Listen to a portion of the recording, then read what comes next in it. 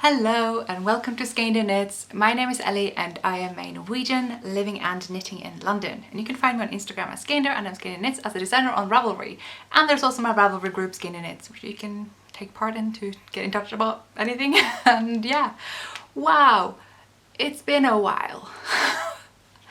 I think I'm just gonna say from the get-go this is not a normal episode. If you want to find out what this sort of nonsense is, you may want to check out literally any of my other videos than this one. This is just my return from a very long absence video, so it's probably weird if you never watched any of my stuff before, but in case you're wondering, what I normally do is talk about knitting, hopefully every week, but maybe every other week or every month or rarer, and now it's been since, I don't remember, May? Was it May? So, Hi, how y'all been? Now I actually had every intention of recording back in June, July because I managed to get to Norway. And I even as I was traveling, as I was going through the whole mess of traveling during a pandemic, which I do not recommend, I was thinking about how I was gonna talk about that experience with you guys, and I landed, I arrived, I went into quarantine, I basically I'm gonna tell you what I remember. We're just gonna do all this chronologically. The week before I went, I don't know what happened, but my brain just... So all this work I was gonna get done before I left, everything, I literally barely did anything. I barely slept or ate. I was doing fine, but I was just there's something called the post-PhD crash. Nobody ever told me about that, but apparently that's a thing. So while I felt fine, I really wasn't doing anything. It literally went from one day where I was on top of everything to the next day where I was just this is difficult. Everything is difficult. And I just, okay, I'm just gonna be like that this week and charge up for this big international travel. I mean, it's not normally big because it's usually a 2-hour flight. It's Europe, it's not really big, but during a pandemic and they cancelled my usual direct flight, it's big. And I just took the opportunity to literally just recharge and not stress myself out the first week. And then when I traveled, just before they had changed the rules, so before I traveled it was oh, you can quarantine at home if you're traveling from the UK to Norway, but then they changed it to you have to quarantine in a hotel. Wherever you enter the country, you have to quarantine in a hotel there, which means I would lose my connecting flight because there are no direct flights anymore, so I would be stuck in Oslo. Unless it's been more than 3 weeks since your first vaccine, and it had been 2 weeks and 6 days for me. But luckily, border control saw no sense in keeping me from my connecting flight for just one day when I was gonna go straight home to my mom's and quarantine there while she was away. So it all went fine, and I got home, and that's when I was gonna record, and I had everything ready. I even got my mom to buy a new tripod when she mistakenly threw away the old one. It was ready, and I just couldn't. Not only couldn't I not record, I could not knit. I couldn't work, couldn't do emails, but I felt fine. I still felt good. I was so happy to see my dog. Oh my god, I adore my nephew. We are best friends. I really just piggybacked on resembling his mother and sounding like his mother and spelling like his mother and all that stuff. He's my sister's child, so obviously we are quite similar. I've never actually been told this often my entire life how much we look alike.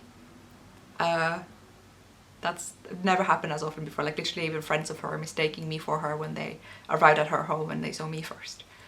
This is... So yeah, that happened. So I enjoyed myself. I had a great time. I watched the sunset every day. I took great walks. I met friends. I walked around town. I was home. I was home a lot though, to be fair. I did really recharge. And despite feeling okay, I just couldn't work. It's a separate thing. I mean, I'm talking a lot. There will be knitting, but this is for you all who actually care. I normally talk about this at the end of the episode, but you know that. I'm also talking really fast. I realize I talk fast when I think that what I say is not of any interest, so I decided when I was going to record this very impromptu that I'm not going to care about that. I'm not going to care that it's noisy outside. I'm not going to care that the light isn't perfect. I'm not going to care that my situation is not plain though. I'm not going to care. I'm not going to care. We're trying really hard here. So yeah, the best word I have found for my situation is burnout. Burnout is different for different people. To some people, depression leads to burnout and burnout leads to depression. I just felt fine. I just couldn't do things. And so I didn't. I didn't put any pressure on myself. I didn't even knit. Yeah, me. That's right. Didn't knit for like 2 months, if not more. Maybe it was 2 months. Let's say 2 months. And so I did like a little bit because I had to finish like some button bands. I did a few rounds of stocking out on a bus, like that was it. I just, no urge to knit. And I have never lost my knitting mojo before, and I've heard a lot of friends of mine talk about losing theirs, and I just like can't relate. And I kind of still can't relate because most people I know who have momentarily lost their knitting mojo kind of freak out a little bit, and I didn't. I don't know why we reacted differently, but for me it was just like, you know what, it will probably come back. I'm just not gonna pressure it. Like almost, yeah, every knitting project that I had packed with me to Norway had a deadline.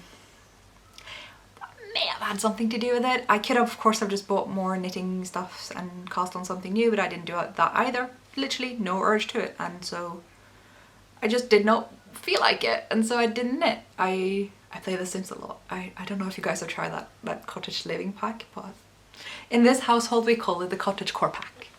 And it is so good, and I just did something completely different than what I've been cramming in for the past few years. I felt really bad for my test knitters. I felt really bad for any potential pattern support I may have received during that time, but I also knew that there's hardly any during the summer, so if there's any time I'm gonna disconnect, now's the time. You know, it would be horrible if I did that during January, say. And actually I found when I did get back to my whole Ravelry group and everything, there really wasn't much there at all, so, and people had helped each other out where there was anything, and it was just fine. I was stressed out for nothing, and I got a lot of understanding from my wonderful test knitters. Guys, you guys are amazing, and it just did me good to have a break. And now I'm here, and we're back permanently. Are we just doing weekly videos again? I can't promise that, and I'm not going to. I don't also know if the focus is going a lot in and out. I feel like it is. It may be just in my head, but we had an incident.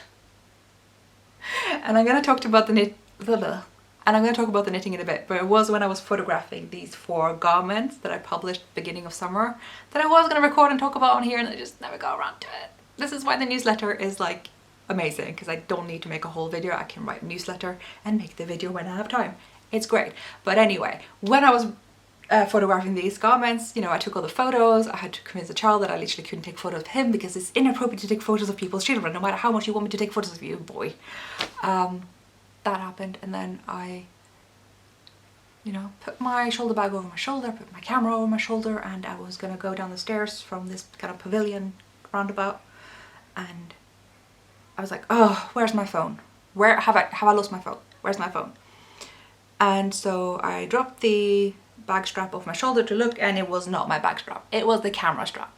And the camera bounced down all the like stone stairs, like several steps. I just saw it bouncing up and down like in slow motion. It was horrific. And then I picked it up at the bottom of the stairs, and I'm like, it's fine. There isn't a scratch on that thing. I can't believe it. I like saw it explode in front of me, and it's fine. But I don't think the focus is fine. Maybe that's what set off my burnout and the shock of it all. This thing was not cheap. So that was also a thing. I'm gonna get to the knitting now, actually, because if not, I'm just gonna sit and talk about my nephew, because he's so cool, and I've never really understood when other people are excited about their nephew, so I'm sorry that I am so incapable of relating unless I actually have one. And to be fair, I mean, I've said it before, like, I'm just not a big baby person. It's like, no, every baby is gonna, you know, you're not gonna do it with every baby, just like you're not gonna do it with every adult person. But my nephew is a charmer. He's like a capital C charmer. And he knows, like, he's not even a year old, and he knows. He's like, He's smart and he's fun and he's energetic, and he does not give my sister a second break, poor thing. So yeah, you will probably be seeing him because he's like, he should be like a diaper model or something, but instead he's modeling my knitwear, so there will be some of that very soon as well. So I can't 100% promise that I will get around to record an episode in time for that, but that is why the newsletter again is so amazing, so that's probably the best way to find out in time. Or I would suggest Instagram, but honestly I've just like really not felt like posting on Instagram either, which I also haven't done in 2 months, since like until yesterday. I'm like this close to having 30,000 followers on there, which is 30,000 people choosing to follow my stuff, which is amazing. And Instagram has decided to hide my content from 27,000 of them. And it kind of takes the fun out of it. You know, it sort of takes the fun out of it. So I'm not even posting a lot over there. I think I'll just embrace the newsletter a little bit more, to be honest. It seems to be the best way that I can sort of make some output, not have to worry about dealing with input when I'm not in the mindset for it, and not have to worry about algorithms. So it's good. Just have to find strategies. And yes, knitting, my goodness. I feel really bad that I didn't get around to make a video about this because it's a summer collection. I actually managed to squeeze out a summer collection right after passing my PhD Viva, and I'm really proud of it. It's 4 garments. It's 4 garments that are very much my style, and that was kind of my concept behind this collection, is kind of, well, what do I like wearing, and would I like to have something that's more summer friendly of that, and something that I have made. Because I've said it before, I just don't feel like myself in the summer when I can't wear my knitwear. So I'll make summer knitwear. My knitting style is definitely more of the winter aesthetic, but I was really, really excited to make this collection. So I'm gonna try showing you in order. Not this thing yet, that's for later. We're getting there too. Because there was kind of 2 collections. You don't have to buy them both. I mean, you probably have dogs to feed or something, I don't know, but I'm gonna show you anyway. And try to remember the actual knitting process, so that this is also, you know, my finished objects. Which one did I start with? I feel like I started with this. We're gonna do this one. This is Otilia. Like, do I remember the names? So the names came up last minute. It was really hard to come up with names that fit all 4 of them. And I gave up on the idea of trying to make the names go together the way I did last club. So this is Otilia, which is just a woman's name, kind of. It is made in Skeindeer Iron weight cotton. I don't think they call it iron weight, it's like 8 or something like that. It's listed in the pattern, but it's like a very cheap sort of, I don't even know what to call Skeindeer. It's like Tiger, if you have that shop, but kind of vintage Edwardian, kind of Victorian, mostly Edwardian. It's a place, but they have cotton yarn, and I've always enjoyed knitting with a cotton yarn ever since my early student budget days, and I just got some more of the yarn when I was up in, well, I was in Chester, and they have that shop there. They don't have it in London, but they have it over there. It's a Scandinavian shop, but they have it. So I got the yarn and I made it into a nice little t-shirt with some subtle puff shoulders. And yes, these do only come with the puff shoulders, but they are very subtle, so if you're not super into the puff, it's really quite just a small gather up here. And otherwise quite simple sleeves. It has like a hint of a sweetheart neckline. And yeah, so what's the process as smooth as the pattern? Well, let me tell you about how the patterns worked first, and then I can tell you about what my process was like. And I've sort of come to associate this thing with watching Runway Bride, because I was watching it and it's really not very good. So it's cast on, bottom up, you knit in the round, you get up to here when you have your desired body length. Pretty simple, easy to try on, and then you do the rib of the sleeves in the round, so that's very short, you barely remember having done it, and then you join it together the way you would join long sleeves for something else, but these are just the cuffs, and knit this in the round. And it is sort of like my Skeindeer cardigan and many other patterns of mine that I'm employing this method, like Trolltind, and I've used it a lot. I'll be using it more. It's just so fun because it's like you get a satin sleeve silhouette, but you're working it as easy as you would do a raglan. why aren't more people doing it this way? I do not understand. But anyway, so you decrease mostly on the body side to get from your full bust to your shoulder width. Should you have a different shoulder width, you just decrease less if you have broader shoulders and decrease more if you have more narrow shoulders. I guess my shoulders are a bit more on the narrow side, and I definitely prefer my shirts to fit more on the narrow side, so maybe experiment with decreasing less than more. But obviously we're all different. But yeah. So that's... Oh, and also the shoulder widths are different for different sizes, but like as just a general rule of thumb. You decrease evenly for the sleeve until you really only have a few sleeve stitches. So those decreases continue after you've decreased for the body.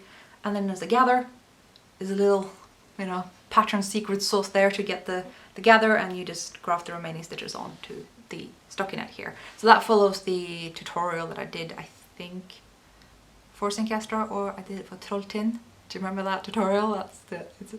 It's one of the funniest yet worst yet somehow good tutorials I've made. It's kind of funny. It does the job, but it has a few hiccups, and I'm just gonna leave it be because it does the job, like I said, but isn't perfect. And I just have to let go of perfect, because otherwise it's gonna be another 2 months until I do an episode. You know, it's not good. So yeah, it's very simple. There's actually not much hoo-ha happening with the neckline. It just stayed open on its own. So I was like, okay, I'm just not going to pick up anything, because this is clearly just good the way it is, and it's nice and airy and summer friendly, although there's no summer here in London. It barely has been. We've had like the most intense heat waves for years.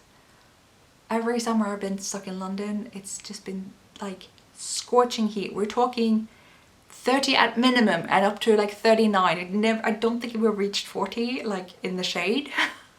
But like, yeah, I mean, I even went on an impromptu flight to Norway once because of the heat wave that was reported to come like in a couple of days after I booked that ticket. It was just, it's been mad. But of course, the one summer that I go away, it's not warm at all. And it still isn't. And we have sorted the patio, and it's beautiful out there, and we can barely sit there because it's kind of chilly. So that's, of course. But this one's actually pretty good because it does have quite thick cotton yarn, so it is good for those heatwave days, but I could easily wear it and have a light jacket over it for days like today. So it's maybe not much excuse to not wear it today, but I wasn't actually planning on recording at all, so I just wore whatever was in the wardrobe. This is actually in my wardrobe. All these poor pieces hang in my wardrobe for just regular casual summer wear, and I was wearing them a lot in Norway, and that was really cool. Wait, I put it away. I'm not done. I was going to talk about my process, which was, oh my god. So I was knitting it all the way up here, and then I finished it, and I was looking at the body, and I don't know, you can probably still see it, the colors. So I had like a stripe right across here. That was one skein. That was not the same shade of purple as the rest. I checked the dye lots, but as I said, Sister again, it's a nice, affordable yarn, but it is cheap for a reason, and sometimes colours are just off. I should have seen it miles away looking at the skein, but I only saw it when it was knitted up in the right light, and so I had to frog the body. So I didn't want to redo the rib for whatever reason, so I like undid everything between here and the rib, and then alternated like I think a remaining skein with the miscolored yarn or something like that. I barely remember. But I was pretty angry throughout the process. And it still doesn't look great. Like, I just didn't have more yarn of the yarn that had the right color. So it is what it is. Could be a lot worse. I managed to make it a lot better. And again, we're not striving for perfect, because if we did that, why would we be making handmade stuff? And yeah, that was that process. A lot of grafting. I mean, I do that. I don't mind. I don't like frogging back everything. I'd rather just unpick the section that's wrong, do it right, and graft it back on with some Kitchener stitch. That's just good enough for me. So the next thing I did was a tank top. I just always wanted to knit myself a tank top, something that's really good for those super hot days. Again, we didn't have any, but if we had.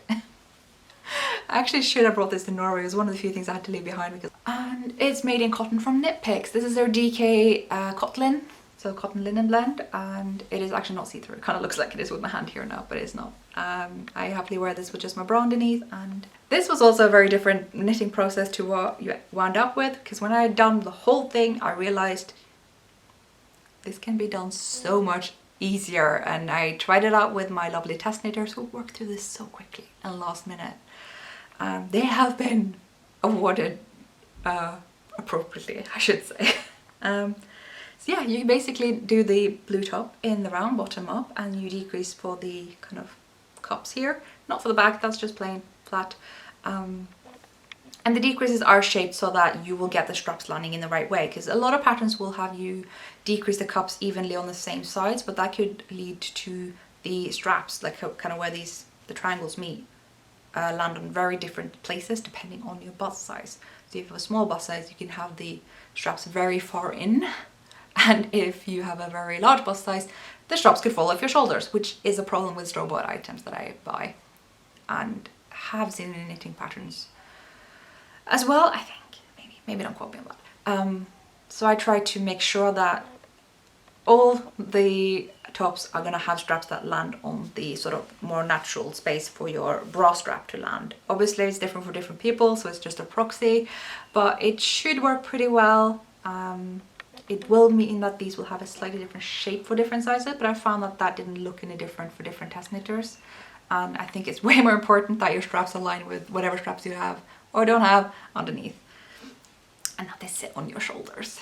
And I was actually going to cross the straps in the back, that was the initial plan, but it looked better this way, so I did it this way. But that did mean that I made these straps initially twice as long, and it took a long time, and then I had to frog it up.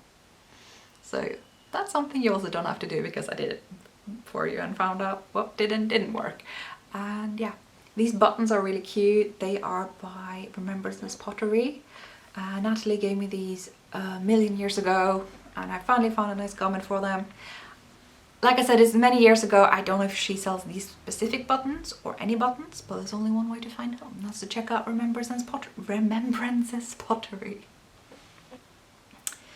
Yeah, talking, never been my forte, and yet I do a podcast. So that's that. I was talking about the white straps, right? So I found after I'd been knitting the whole top, I looked back at it and was like, you can do these white straps so much easier, because that's what you do when you've done the whole, everything that is in blue, right? That's a pretty simple process, all the blue stuff is smooth sailing, and then you have to pick up for the white yarn. And I picked up all these pieces separately, and I was like, hang on a minute, we can do this in one piece. So you actually just do that. And like I said, my test knitters all went for that option. I gave them both options, and they all went for this option, so that's the only option you'll get now. Just pick up along here, along up here, and down here, around here, all the way back, around, and up here, and down here. So you need a long circular, and you just knit that back and forth until you fold over and graft it down. There's some bit of finagling just to leave some stitches for these straps so that you can have them seamlessly going into the straps. So it's all seamless. These are grafted on, all of these. It's nice. It's just stockinette going into stockinette. Very pleased with it, and you can adapt the straps to fit you, so that's not an issue either. I've written a suggestion for what I did, obviously, but yeah, I am really pleased with these. I will give a recommendation though, like if you want to make these straps, it really helps to iron down these. You don't have to, because you still use the buttons to kind of hold down these, but just a bonus if you like. So those are the two cotton tops. The other two tops are linen tops, and which one are we going to start? We're going to start with the red one. This is Red Currant. Did I say the name of the other? That was Sea Line. All of these are available in the collection, which is obviously the best way to get all four. If you want all four, if you want them separately, you can get them separately. And yeah, Red Currant, I had to call it that because it's red, but you can make them in other colors. This was one of the last minute ones because I had a experience with this one. So again, the construction is very simple. It's actually very similar to Otilia. My goodness, I want to say Otilia, but it's actually Otilia because it's named after the thing, and that's not a good thing. So yeah, simple folded hem knit in the round. Do it all in one go, so the hem is folded as you knit. No seaming there or anything, unless you're me and you do the folded hem totally wrong because you're watching some weird documentary and can't pay attention, and then you have to go back and redo it and graft it and sew it on. It's just a whole thing. It's not good, but Again, you know, I did it so that you don't have to. I also tried with rib for the first edition of this. I was experimenting and that was not an idea. So anyway, you join it together with the sleeves. So again, just simple stockinette, working around. All this is like easy breezy stuff. This end keeps escape as linen. It's cursed. All the ends, they just don't want to stay in. I'm not really selling it onto linen. I actually really like linen. I never thought I would because everyone kept complaining about linen. Same way that they do with cotton. But I also like knitting with cotton, so I don't know what it is that I don't understand that people seem to hate about it. I really like linen. I like wearing it. I like knitting it. And yeah. So you do the same with the sleeves that you do with the body. You start off doing just knitting in the round. You do the folded hem as you're knitting. It's just knitting together stitches from the cast on. I believe it's provisional even, so it's really easy to knit the stitches together. There's nothing you have to like particularly pay attention to. And then you just double your stitch count to get like nice poofy sleeves. The one thing I kind of messed up first time around is that I had no distance between these cuffs and the body. Not only did it make it look like weirdly similar to Otilia, even though they are very different, it just like, oh no, it actually did not highlight this poof effect that I wanted. And they were tight when they were up here. But if you have them just slightly down here, they sit so much better. So that was a huge improvement. It gave it a whole new look and feeling and just, oh, I love it so much after I did that. That was the best call. And again, I had to do a lot of grafting and seaming, and it's really no fun doing that in linen, but it looks really good. You honestly can't tell at all. And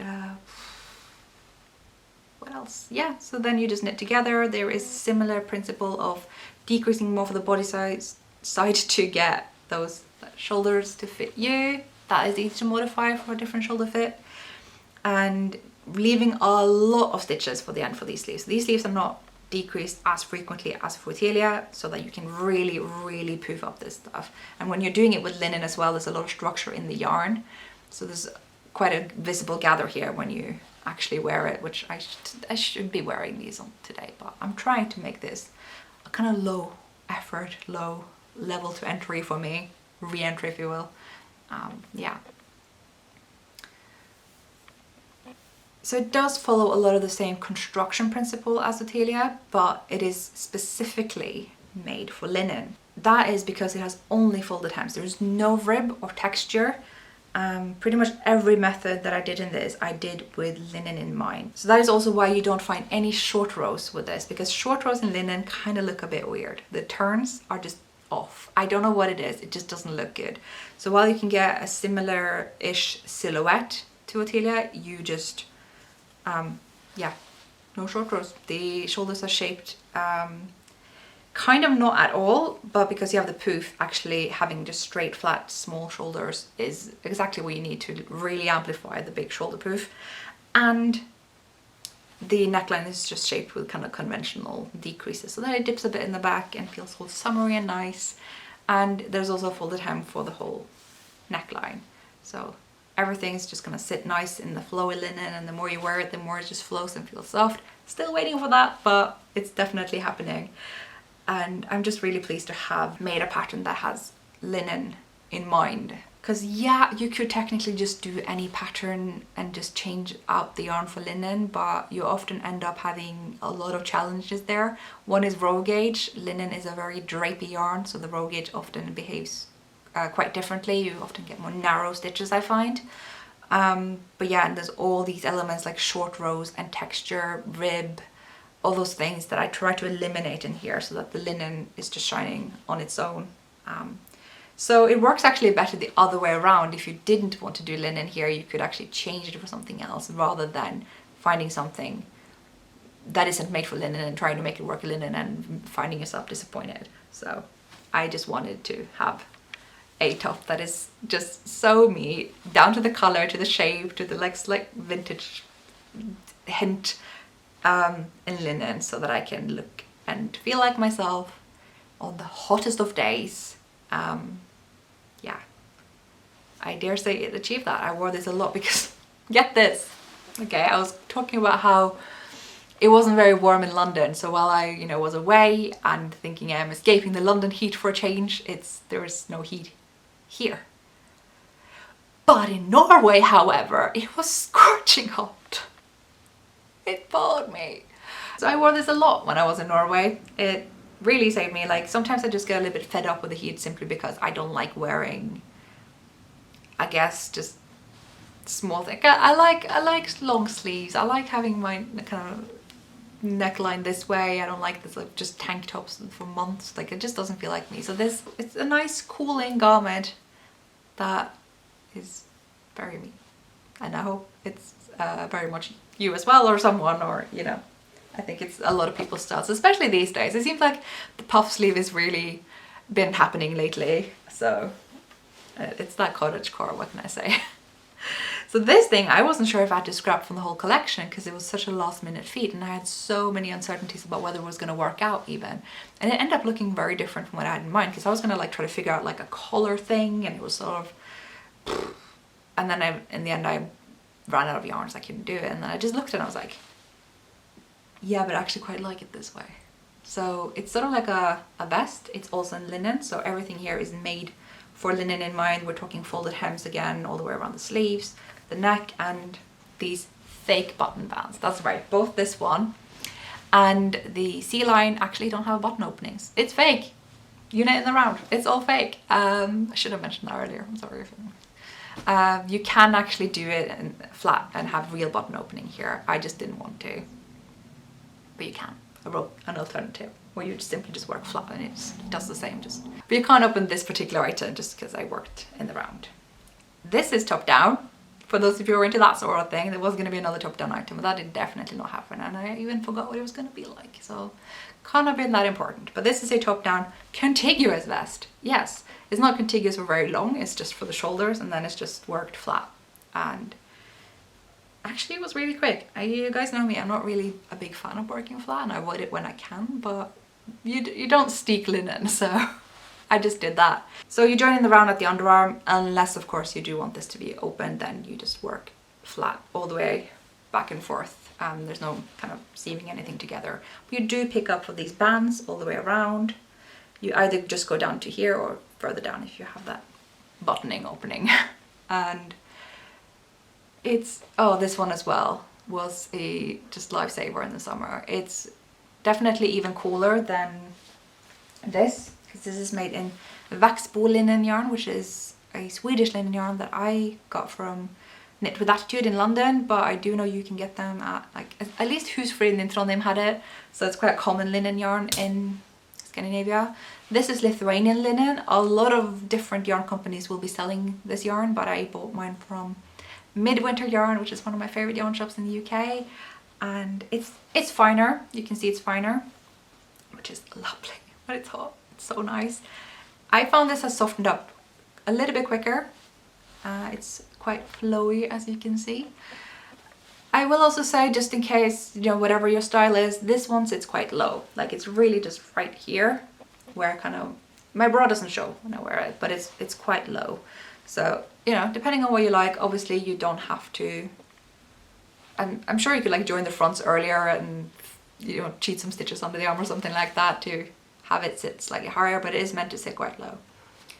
I did get these buttons from a very local dyer, but I wasn't allowed to credit her because she doesn't want to make them and doesn't want people harassing her about making them. So I'm just gonna give a big thank you. You know who you are, you're probably not even watching, but they are so cool. They fit so well with this. I didn't have the chance to even go out and look for buttons, so I looked through my whole collection. I was like, I have nothing that fits, and then I hadn't put these with those buttons. I remembered I had them. I'm like, yes, look at them, hand-dyed buttons.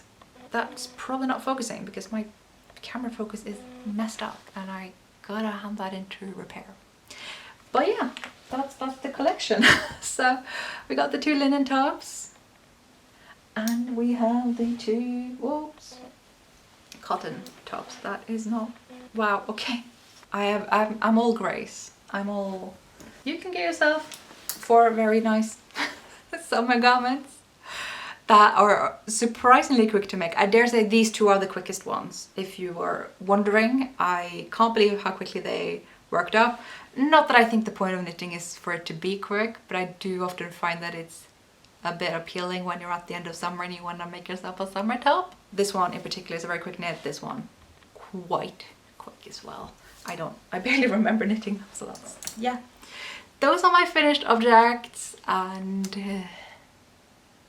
yeah, good patterns, very good designer. I think she's great. I think you should check her out. No, I'm not even funny. What am I trying to do?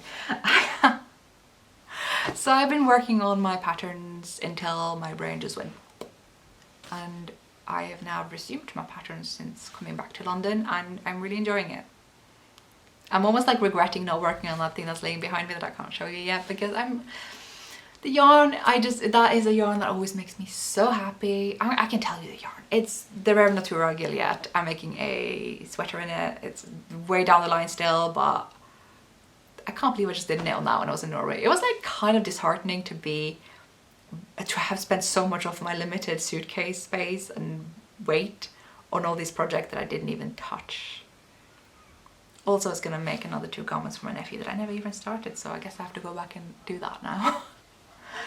But I'm gonna tell you about this club that I am starting literally after I recorded this video.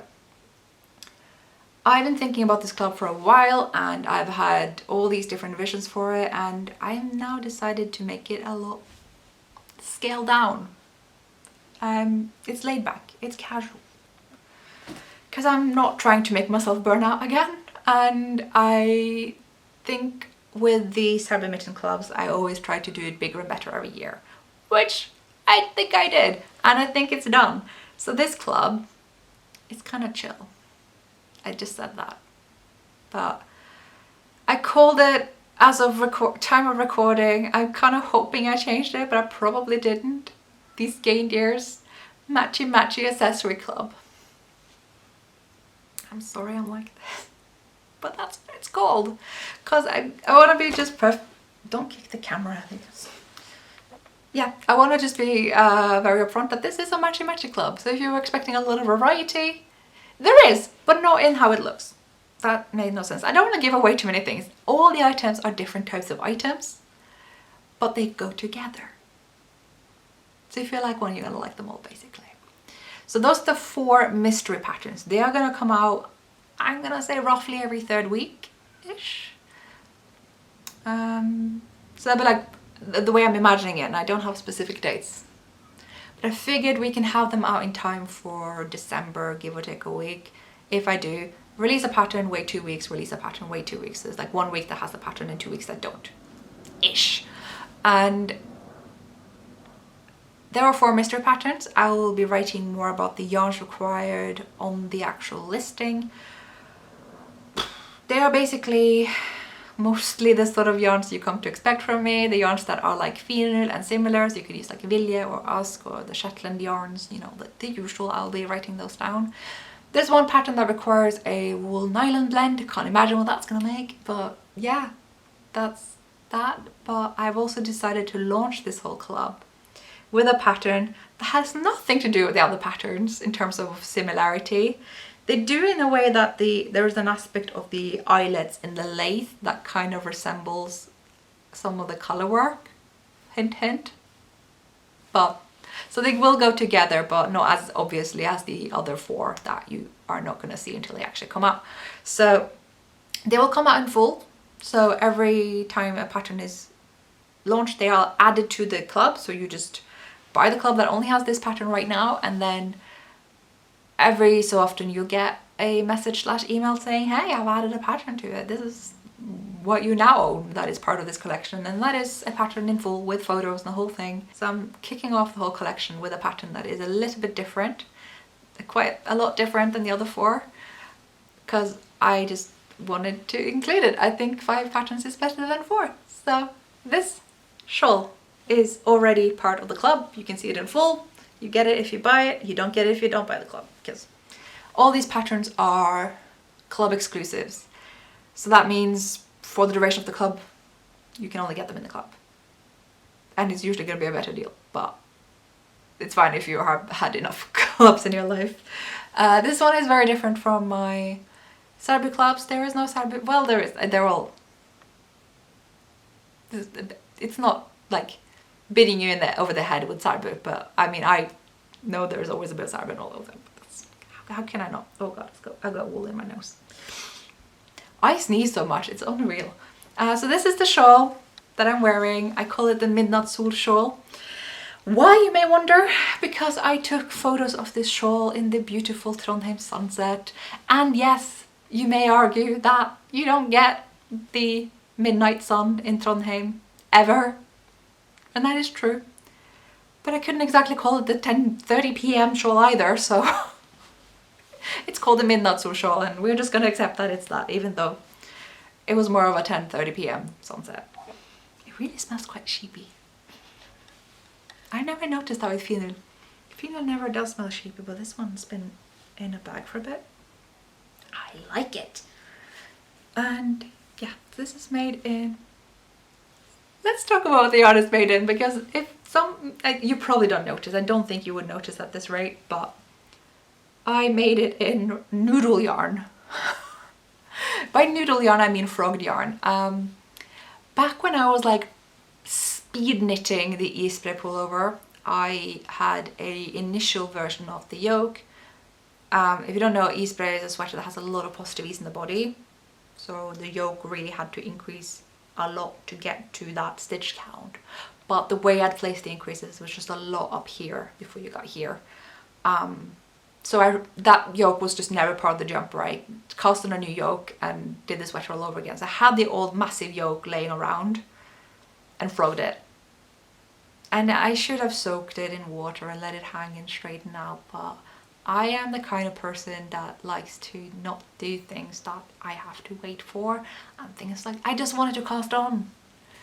So I'd like just balled up the yarn and was hoping it would stretch out itself, but no, this shawl did not look okay after it was finished. It was very crinkly and weird, so I just blocked the living crap out of it and had it pinned on the floor all over the... It was huge to stretch out as much as I could to make it look not noodly, which I dare say I succeeded at, but it does mean that mine is very thin. I think it's pulled together a little bit now, but you can see if you compare the photos of different test knitters that we and myself that we have all blocked to different degrees. And I think that's pretty cool that if you use this yarn or any of the other recommended yarns, you really can block to a wide range of dimensions and get a sort of fabric that you like. Most of what changes with this blocking is mostly the length. So I didn't find that the gauge was very different, but the row gauge varied. And so that's cool. I kind of like to find out those things. So it is already meant to be quite a little bit bigger than the loosening shawl, which is the other sort of shawl this style I've done before. But it's a lot bigger after the very aggressive blocking that I did.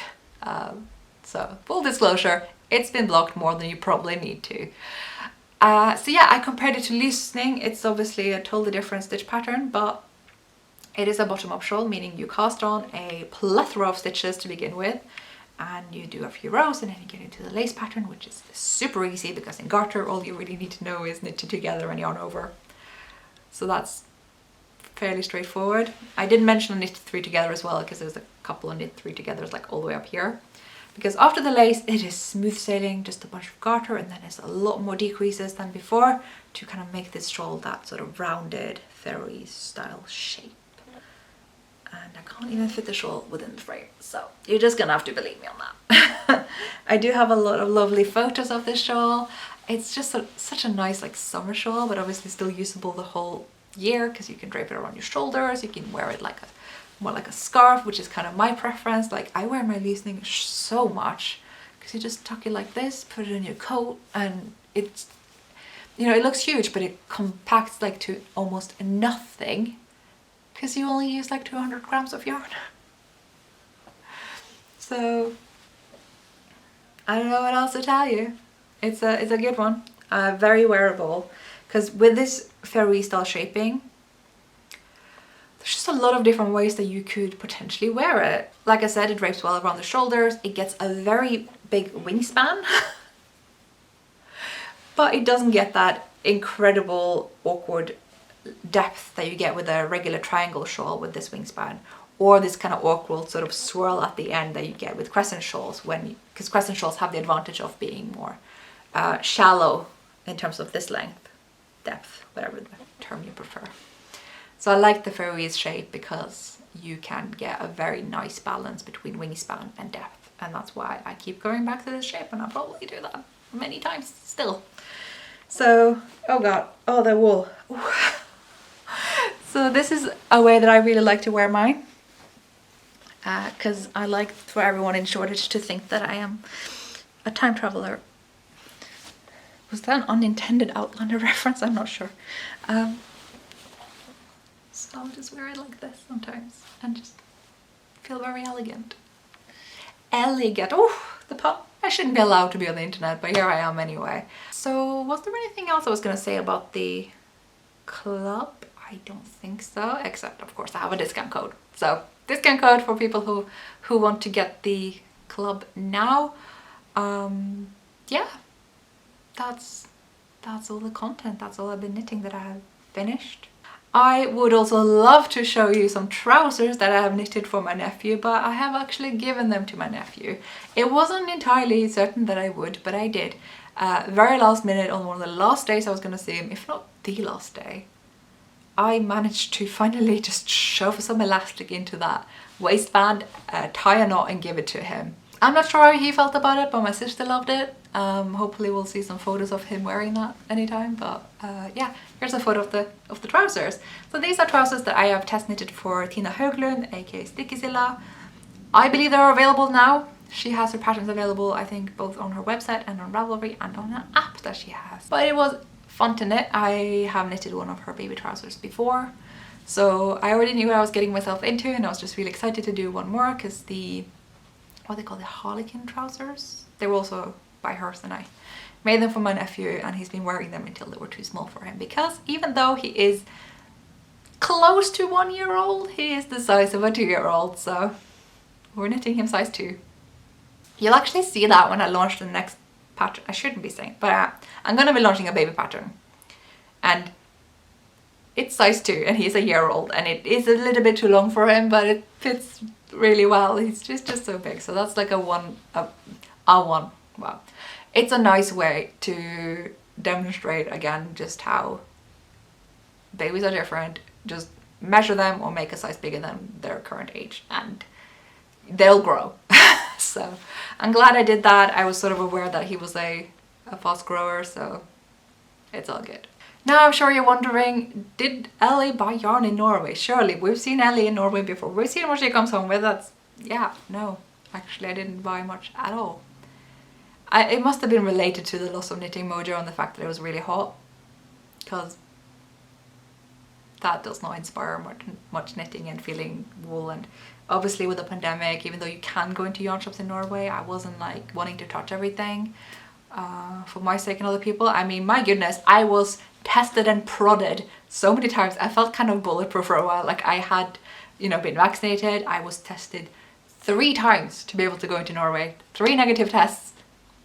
And I believe I had to have 2 negative tests to come back here. Because if you don't know, Norway's a green country. At least it was when I was there. It seems to have gone up now. So that's very low rates of COVID. And coming back to the UK where the rates are high, we are one of the few red countries in Europe. It didn't feel very good. I'm not gonna lie. I'm probably gonna talk more about that in the end.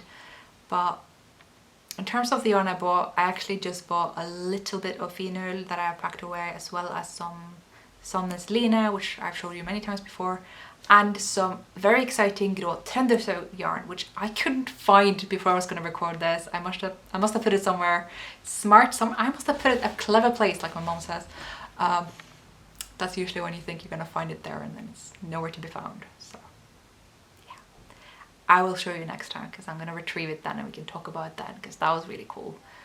But other than that, it was kind of weird that I didn't feel like buying yarn, because I've actually had a really hard time finding my favorite Norwegian yarns in the UK since the pandemic and since Brexit. You can't really get any orders from Europe anymore. Obviously it helps that I am a little bit, you know, connected with the knitting world. I hope I still am, even though I've been absent for a while. But really though, like ordering from mainland Europe right now is close to impossible. So for all the shops over there, it's, you know, I have to rule those out. And on top of that, Isolde closed her shop, so all my Finul options and the Roma options in general are gone. there's really just the pelt wool at Knit with Attitude that is the old, and SKD yarns, that's my only Norwegian sources. No Doma, none of the other Hillesvåg yarns. I'm like, so you'd think I'd take the chance in Norway to actually buy a ton, but instead I was just overwhelmed by the choice of it all and just couldn't. Nor did I have any bag space because I brought a lot of project that I didn't work on. So I guess, I hope I can go back soon. I mean, the situation with both countries change all the time, and I am not at all interested in traveling when it is not defensible. The only reason that I did go to Norway was because the rates were lower than they'd been in a long while in the UK, and the rates were very low in Norway. So the only really risk I was taking is whatever I would pick up on the journey. And given I went straight into quarantine, one way or the other, you know, and got tested, and it felt very, very responsible and defensible, and I feel good about that. And that will have to be my criteria again for going again. And I think that's, it looks like it could happen. I mean, the rates in Norway have gone up, and the UK is the UK. But if all goes to plan, hopefully it's not going to be too long till next time. Because I almost become kind of emotional thinking about how the next time I'm going to see my nephew, who's kind of going to be a different person. That kind of made me cry when I thought about it the first time. If one thing that did make me cry was that my oldest dog is very old. I probably gave her my last walk last time, so like, she's my youngest dog is fine. Apparently she had an eye operation yesterday, and I asked how she was doing, and I got a photo of her laying on her back, just so she's fine. But yeah, this time is the first time I really felt not great about coming back to the UK after Norway. Usually after a while in Trondheim, I've been so bored out of my brains that I've just been desperate to come back to London where things are happening. But nothing's happening during this pandemic. Nothing's happening. There's nowhere to go. Very few people to meet. It's not as fun as it was. I don't think it should be, obviously, given things. But I think the combination of this being a red country, Norway being a green country, and the fact that I have a nephew, and that Norway was gorgeous this time around, like it always is, but you know, I really just noticed this time. All these factors together just made me feel very different about coming here. So, does that mean I'm going to move to Norway? No, probably not. There's a lot of reasons why I still don't like living in Norway. I find it is a bit...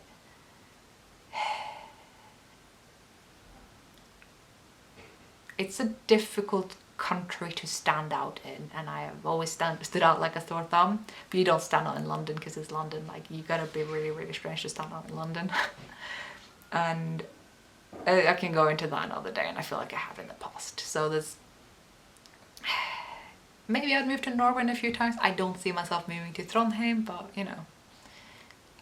People ask me this all the time, which is why I just brought it up. I'm undecided.